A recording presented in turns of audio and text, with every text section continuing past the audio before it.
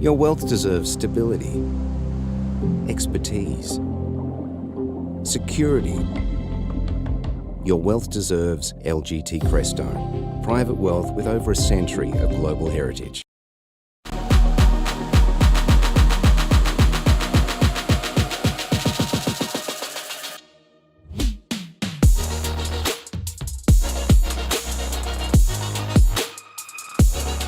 Hello and welcome to the Global View on this Monday. I'm Andrew Gagan. Good to have you with us. Well, let's take a look at the macro picture. In US labour market shows a mixed picture for August, with non-farm payrolls revealing the economy added a more than expected 187,000 jobs last month, while the participation rate reached its highest level in 3.5 years.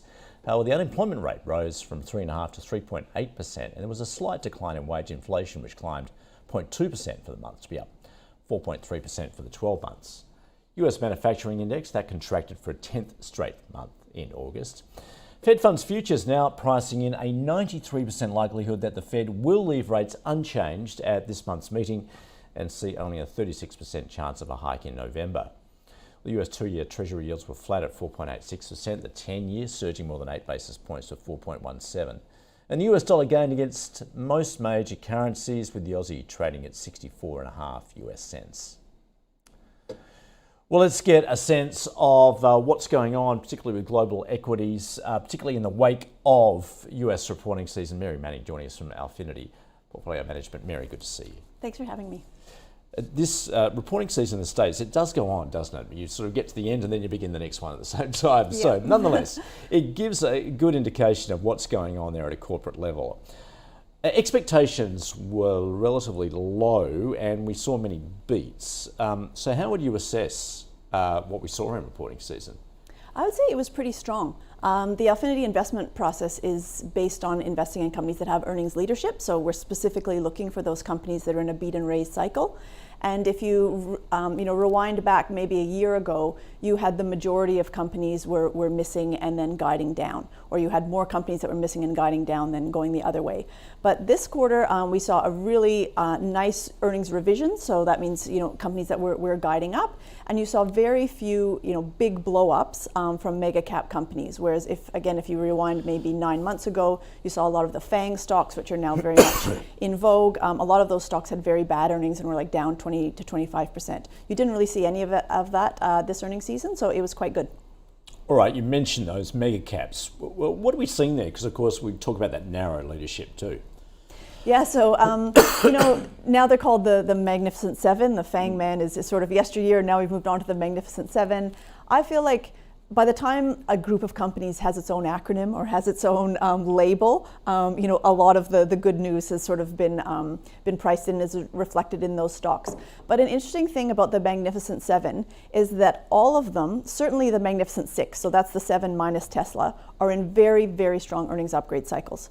So that's quite impressive because some of these companies are $1 to $2 trillion market cap companies, and they're still getting earnings upgrades sort of regardless of what's going on in the macro. So that's been quite positive from an Alphinity perspective, just to see that it's not just concentration for no reason.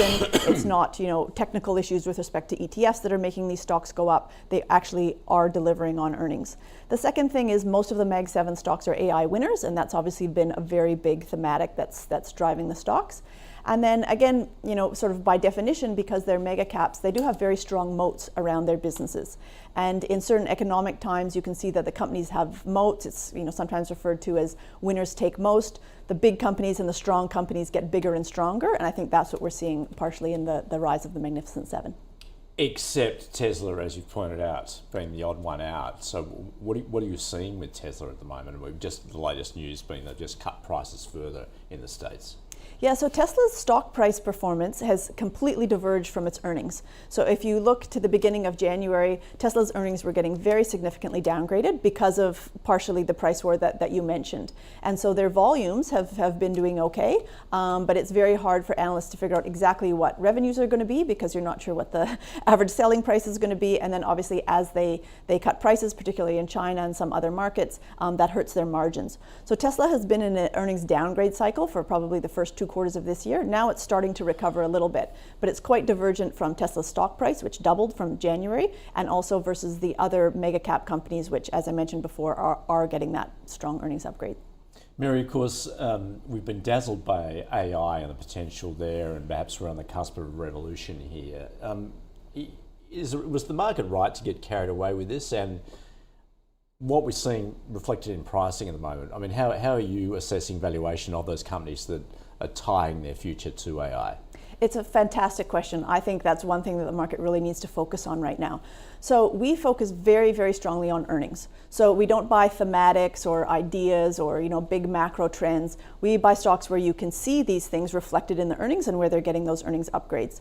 So if you look at all the stocks that have gone up on AI, there's actually only a handful where you can already see it in earnings. So NVIDIA is the obvious case. And I think people are getting a bit tired about talking about NVIDIA, but you can see that in their earnings. Microsoft is another good example because of OpenAI. Google would be another example. So those of the Mag 7s are the ones that we own, and you can see that in their earnings.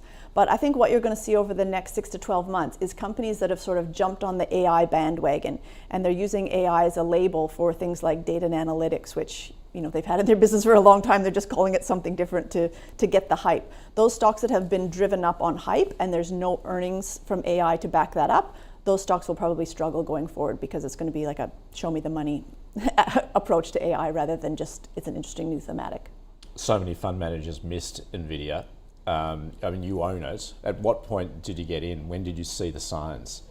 So we didn't own it when it had that very first big jump because NVIDIA was actually still in an earnings downgrade cycle, and we are disciplined about that. So we got in after it had the first quarter earnings, and it's performed very, very well since then. But it is a stock that sort of captured the imagination of the investing community, and it's quite interesting.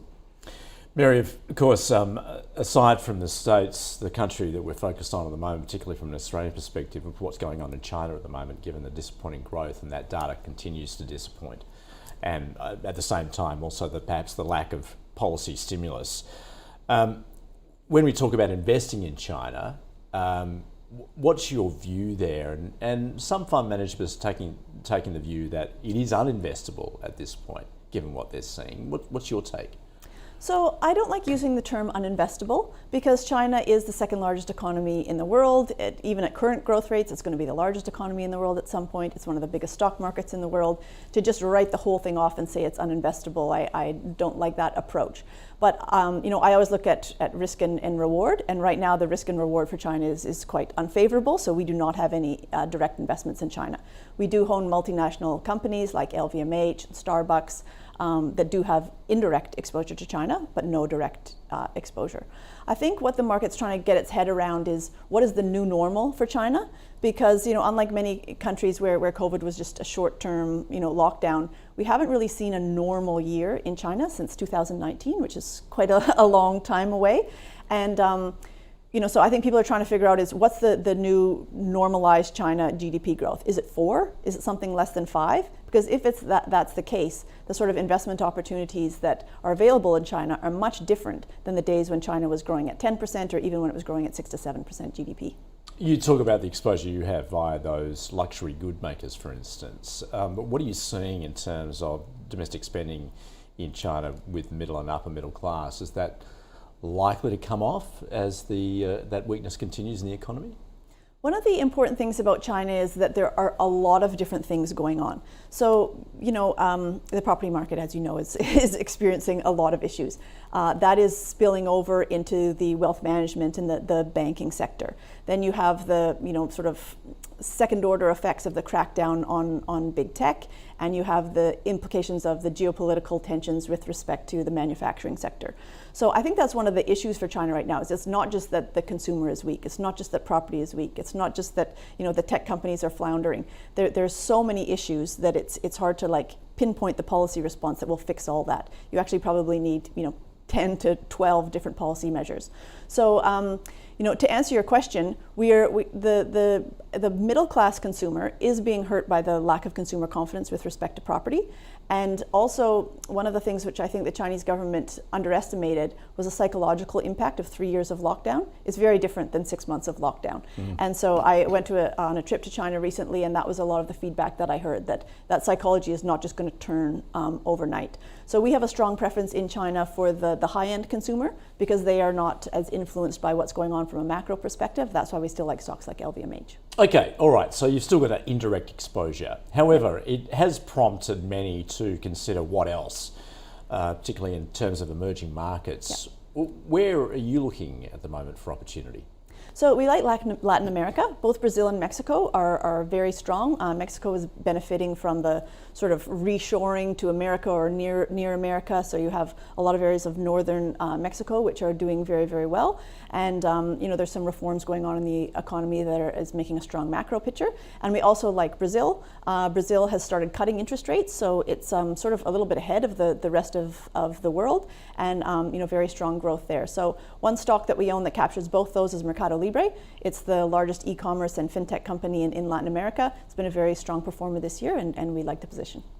Mary, some terrific ideas right there. Thanks so much for joining us from Alphinity. Thanks for having me. That is the global view for this Monday. Just before we head to the break, the open, we are expecting a positive one with ASX futures up around 0.4%. Stay with us. The open is just around the corner.